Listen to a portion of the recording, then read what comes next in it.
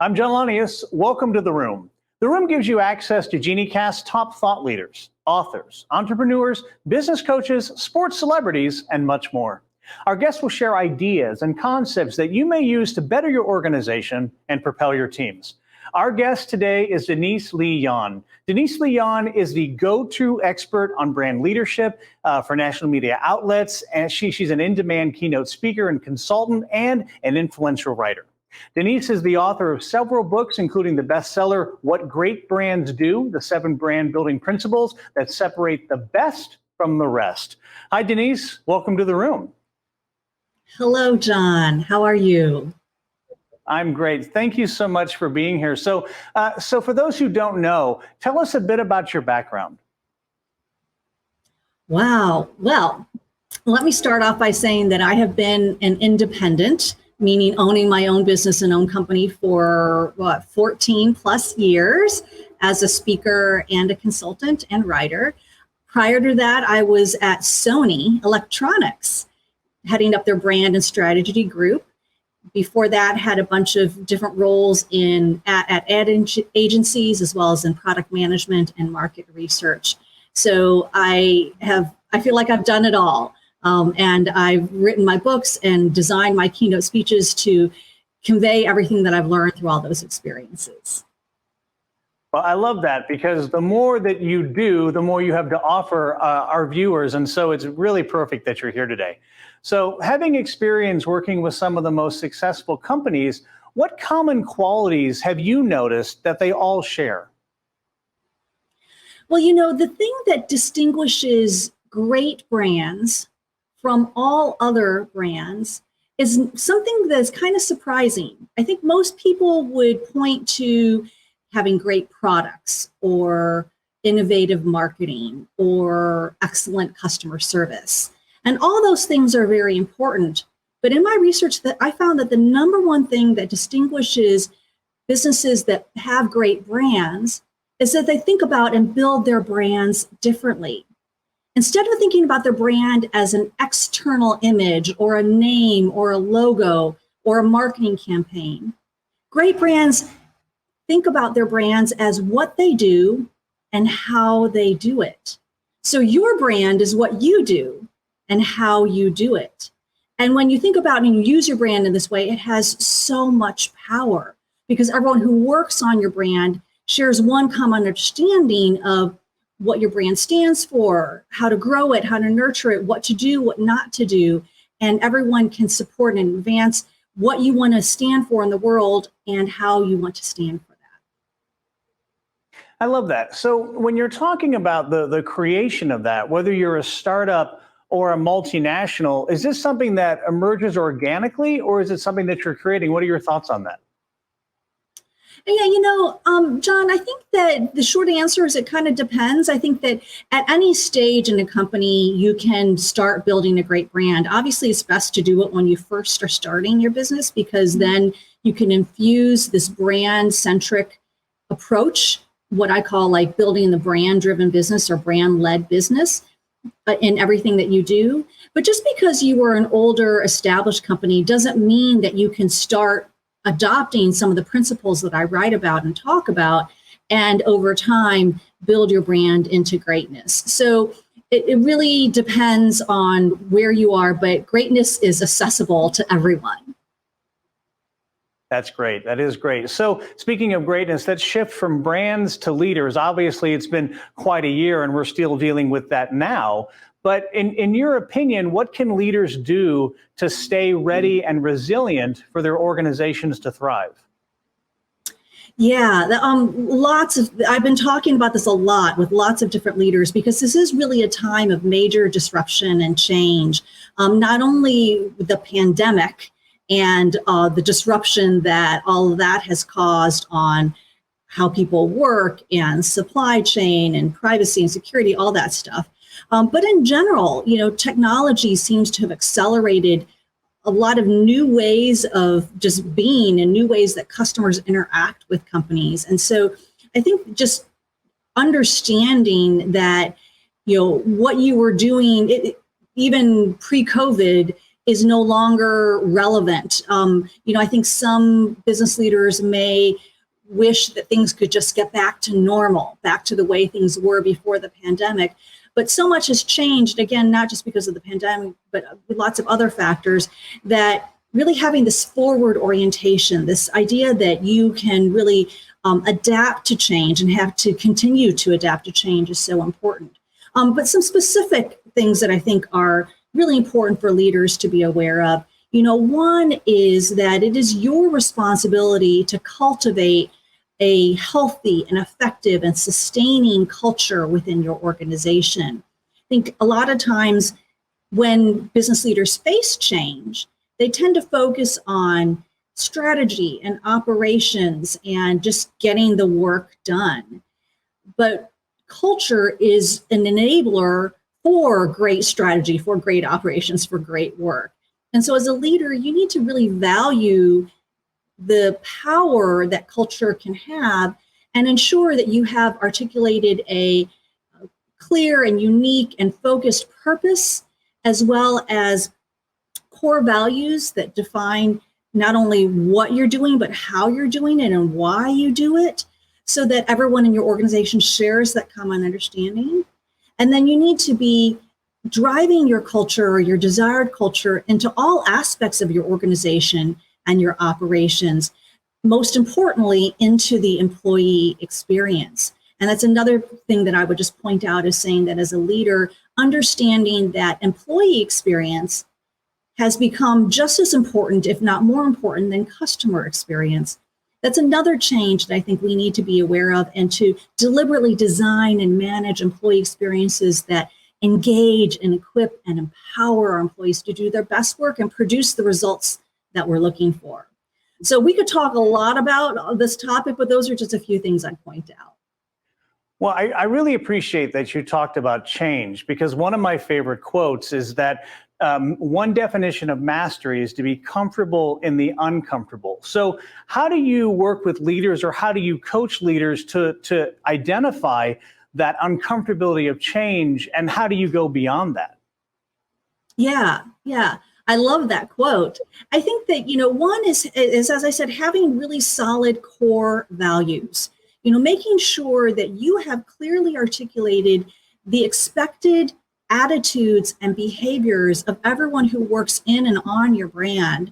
That is something that I think enables you to change your organization, to change, for your people to adopt new work behaviors or new challenges from customers.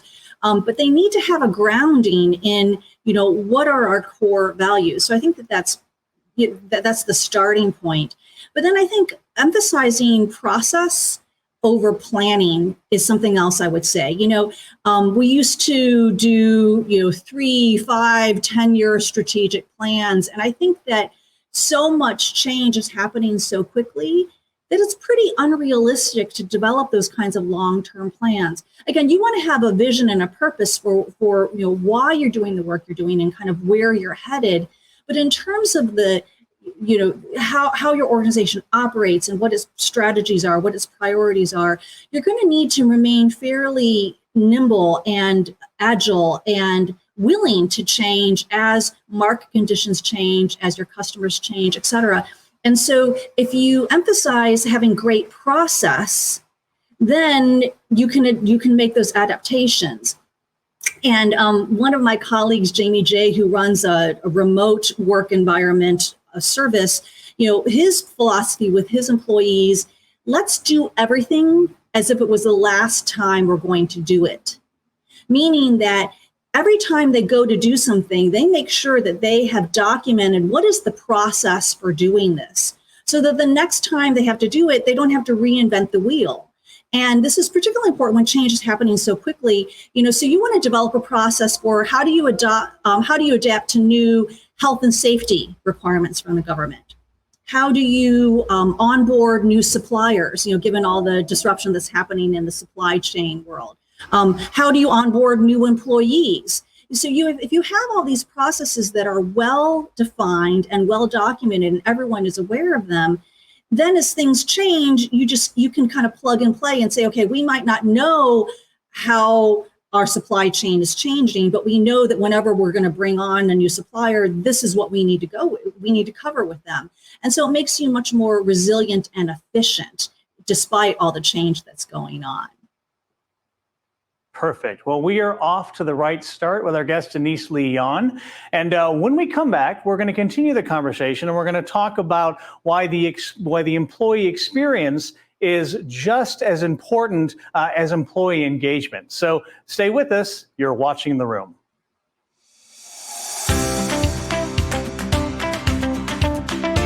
Introducing Genie Talk, the latest offering from Geniecast, the #1 virtual event and experience company. With Genie Talk, you can connect with an expert on any subject, anywhere, at any time. It's a one-to-one conversation in a private video call on our safe and secure platform. It's not a presentation. It's not a speech. It's an engaging, informative conversation with an expert. Whether it's a C-suite, business author, or prominent speaker, they are on Genie Talk. Just search for what you're interested in, from leadership to marketing, to motivation, to diversity and inclusion, and more. Find one of our many experts on that topic. Then set up a time to meet virtually. We'll connect your calendars to find a convenient time. Next, we'll send a link, and then the virtual call happens. Payment is simple and easy through our easy-to-use platform. It's the ultimate fast, frictionless way to speak to an expert about anything, anywhere, anytime. That's Genie Talk.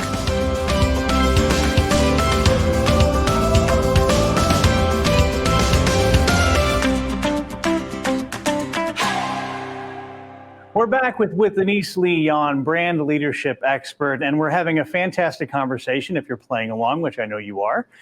So we promised talking about employee engagement. So Denise, why is employee engagement important? Well, your employees need to be inspired and equipped and empowered to do great work.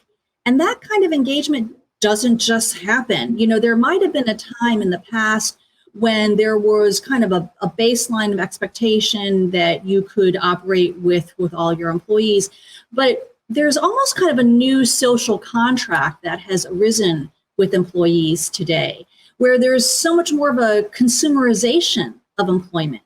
People, thanks to websites like Glassdoor or Indeed or LinkedIn, they are very aware of what it's like to work for you. And so they can read reviews of you as an employer, just like they might read reviews of the newest restaurant in their neighborhood and make a decision about where they want to work based on the same process they would use of where they want to eat dinner.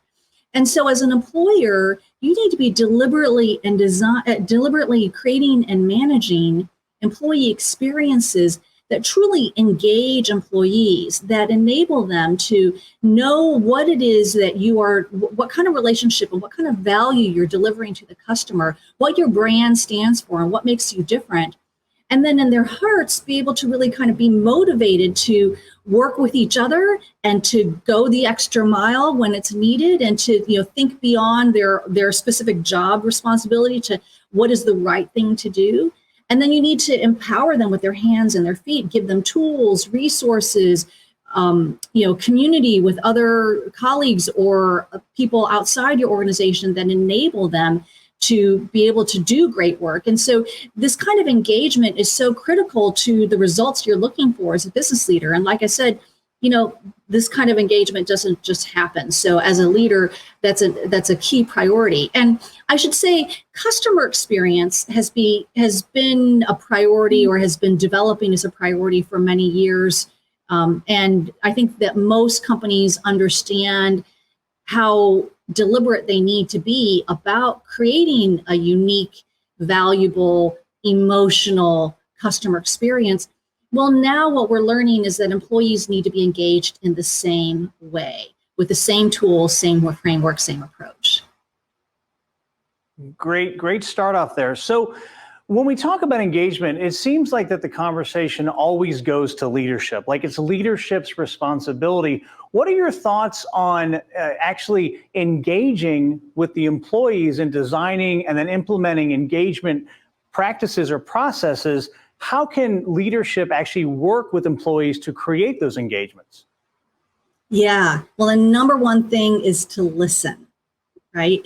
We as leaders tend to talk a lot, and we think that we need to have all the answers. And people do look to us for direction and guidance and insights.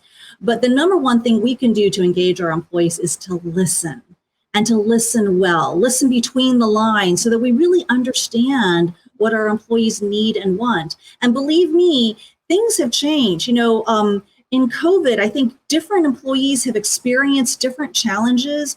And now in the remote or hybrid environment, people are dealing with different work situations and family and living situations. And so different employees need and want different things. And so as an employer, as a leader, we need to be attuned to, not all of our employees are the same. And so we need to identify different segments of employees, just like we would do with customers, and then figure out, okay, if this is what they want and need, how do we create an experience throughout their entire journey with our organization that meets those needs and produces the kinds of behaviors and attitudes and decisions that we're looking for that then produce the results we're looking for. So it's, I think leaders often think, well, when we start talking about employees, that's an HR thing. I just need to make sure that we have got a great HR team. And believe me, a stellar human resources team is critical to this work. But if you as a leader don't prioritize it, and if you don't help bridge the silos within your organization to develop employee experience, and if you don't I think, make it something that is kind of the ethos and part of your culture, your human resources group isn't going to be able to produce the results that you're looking for. So as a leader, you need to own employee experience and employee engagement and culture. So I really appreciate that you hit on the concept of listening. And for some people, it is a concept instead of actually something in action. It's kind of that difference between hearing and listening. So, besides perks and parties, how do we know as leaders when we're actually listening to our people instead of just hearing them? What are your thoughts on that? I think that's an important distinction, John. And, I think that a lot of it has to do with cultivating empathy and maybe using humility or engaging humility in the sense of humility, like recognizing that we don't know what we don't know, and we need employees to help us understand and to learn and to grow.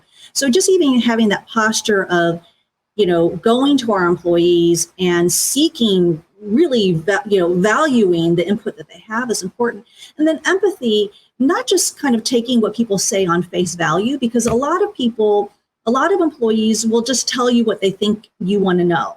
Right? You really have to kind of dig. You really need to show that you truly care and that you really do want to know what they think. And so I think listening with empathy, trying to put yourself in their shoes as much as possible and work with them to identify what their needs and wants are. Make them participants in the process so that it's not, kind of a one-way communication, either one to you, to the employee, or employee to you, but rather it's a two-way collaboration. Mm-hmm.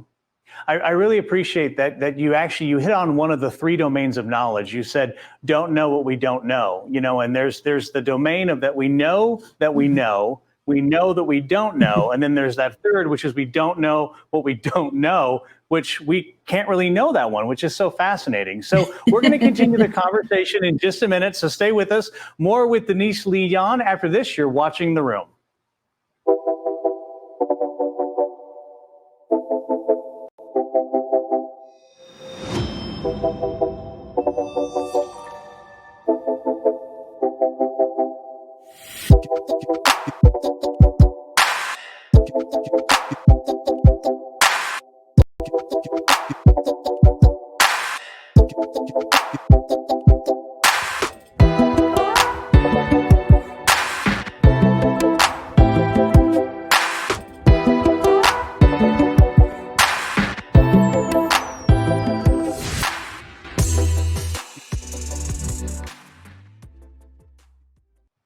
Welcome back. We're talking with business keynote speaker and best-selling author, Denise Lee Yohn. So Denise, before the break, we were talking about the 3 domains of knowledge. Would you like to continue that conversation a little bit? What are your thoughts on those 3 domains of knowledge?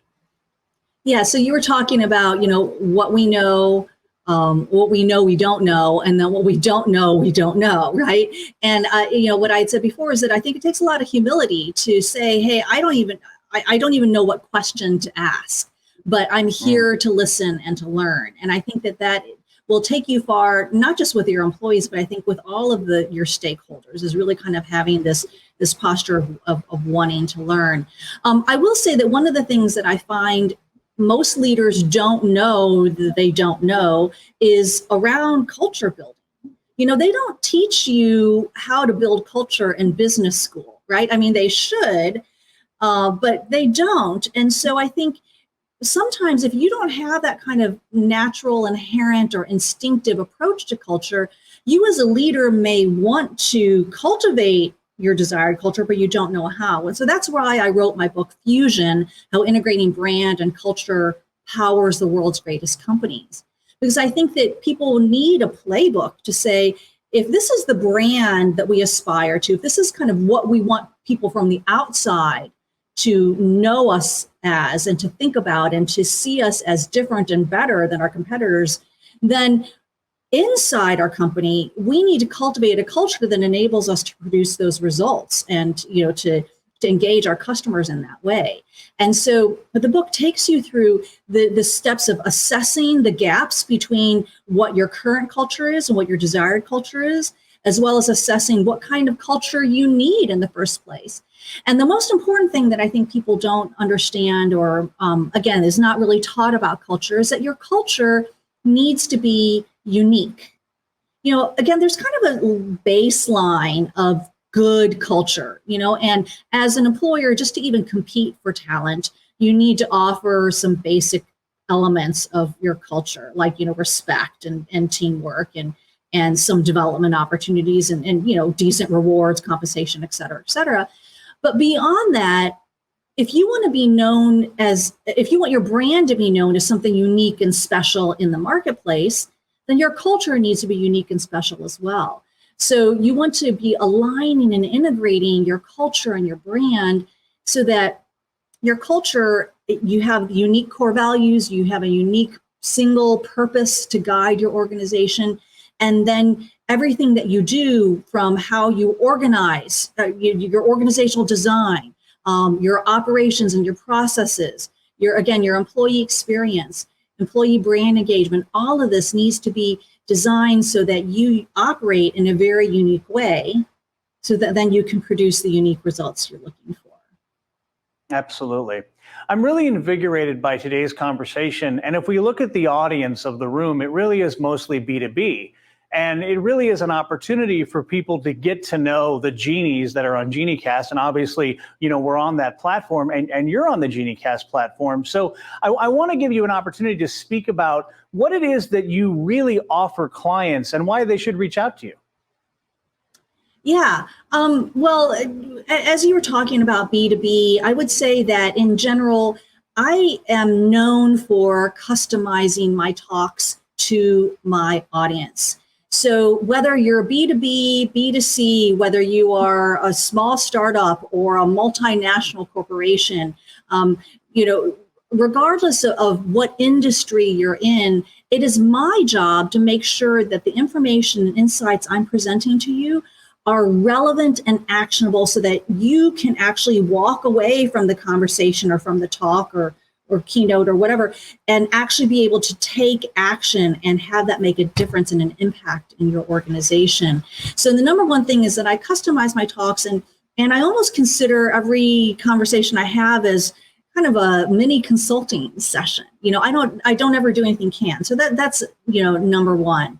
Number two, because I have been in the industry for such a long time, I have lots of case studies and examples, lessons learned that I can share about both brand building and culture building and the intersection of the two. So I think you get real practical insights that aren't just, oh, this is inspirational and I make you feel good, but I'm actually showing you this is how other companies like yours have achieved great results. And so, and I think the last thing I would say is just that, I really am focused on, action and insight and information.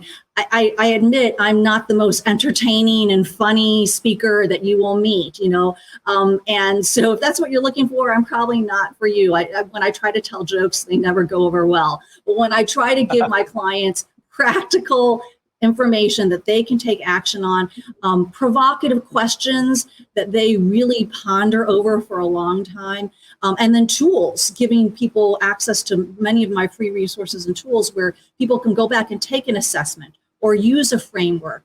Those are the kinds of things that I think are really valuable to give my clients. And so that's what you'll get from me every time. That's great. So when you talk about case studies, do you have a favorite client success story? Wow. I actually would go back to my corporate experience at Sony. So, yes, I have many clients that I have experienced a lot of great success with, but I have to go back to when I first learned most of the tools and methods that I use now with my clients. And that was when I was at Sony. And this is back a long time ago. I don't want to date myself, but this is back in Sony's heydays.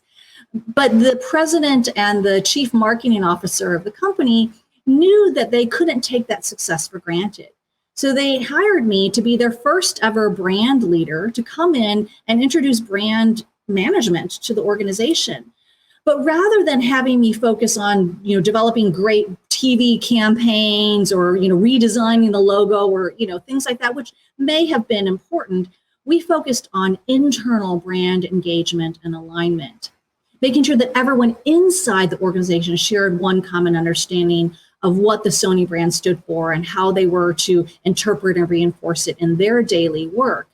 And so I developed a lot of tools and methods for how do you do that with companies that then now I share with my clients. So I would say that was probably like a success story in the sense that the results we achieved for the company were significant. But now me and my clients, we reap plenty of dividends from them, even now, many years later. That's perfect. I'd like to thank Denise Lee Yohn for being our guest on The Room and sharing her thoughts and insights. Denise, I'm curious, what would you like to leave us with today? Yeah, well, I want to make sure that I give you some practical tools and resources. Like I said, I always do. And so I want to invite you to check out my website, deniseleeyohn.com. And that's kind of a portal to everything, including all of my writing and videos and blog and all that. But the most important thing you'll get are free chapters from my book, What Great Brands Do, as well as Fusion, and lots of free resources and materials from those books that'll help you start getting the most power out of your brand and the most power out of your culture and the most power out of integrating and aligning the two of them. So I just recommend that you go and explore everything that you can learn. And as I said, there's also assessments you can take from my site. So that's another free thing that you can do there. I love taking assessments. So check out the website. Denise, thank you again so much. Thank you. Join us next week for more insightful and inspiring thought leaders, authors, entrepreneurs, CEOs, and much more. I'm John Lonius. We'll see you next time on The Room.